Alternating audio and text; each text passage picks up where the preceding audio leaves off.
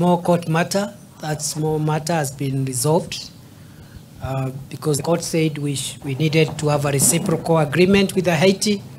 That reciprocal agreement has already been signed about a week ago.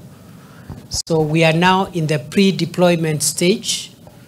All the other programs are in place, including the status of forces agreement and the laws on detention, arrests, and other enforcement measures are now in place. The standard operation procedures are in place, and Kenyan police officers will be just part of the multinational security mission in Haiti. Kenya is the lead nation, but there are so many other countries that have pledged to contribute troops.